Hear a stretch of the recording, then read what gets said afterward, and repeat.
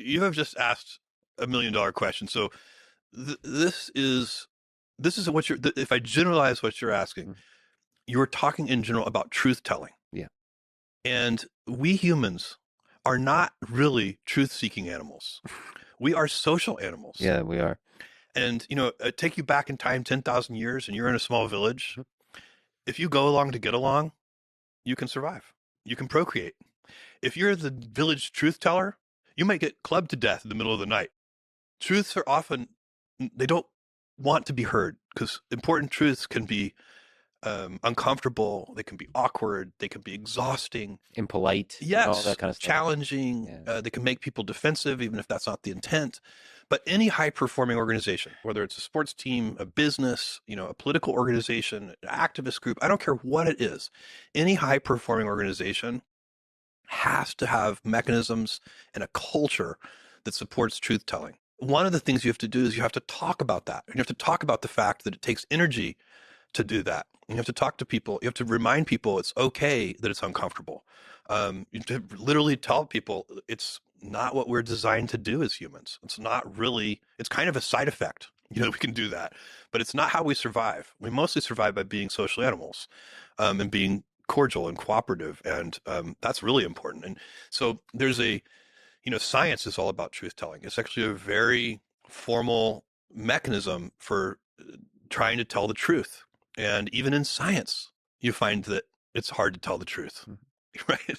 Mhm. Even, you're supposed to have a hypothesis and test it and find data and reject the hypothesis and so on. It's not easy. But even in science, there's like the senior scientists and the junior scientists, and then Correct. there's a hierarchy of humans where It's the still social. somehow seniority matters in the Yes. scientific process, which it And should that's not. true inside companies Yeah. too. And so you want to set up your culture so that the most junior person can overrule the most senior person if they have data. And that really is about trying to, there are little things you can do. So for example, in every meeting that I attend, I always speak last.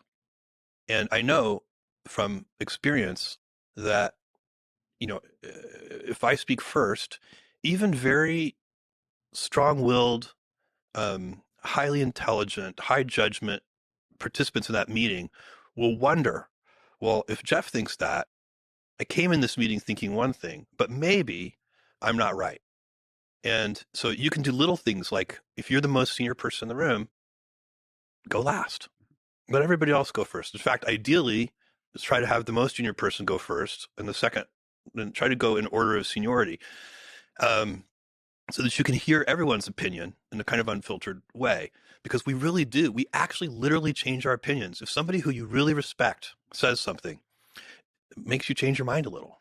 So you're saying implicitly or explicitly give permission for people to have a strong opinion that as long as it's backed by data. Yes, and sometimes it can even, by the way, a lot of our most powerful truths turn out to be hunches. They turn out to be based on anecdotes. Yeah. They're intuition based, and sometimes you don't even have strong data. But you may know the person well enough to trust their judgment. You may feel yourself leaning in. It may resonate with a set of anecdotes you have, and then you may be able to say, something about that feels right. Let's go collect some data on that. Let's try to see if we can actually know whether it's right. But for now, let's not disregard it because it feels right. You can also fight inherent bias. There's an optimism bias. Like if there are two interpretations of a new set of data, and one of them is happy and one of them is unhappy, it's a little dangerous to jump to the conclusion that the happy interpretation is right.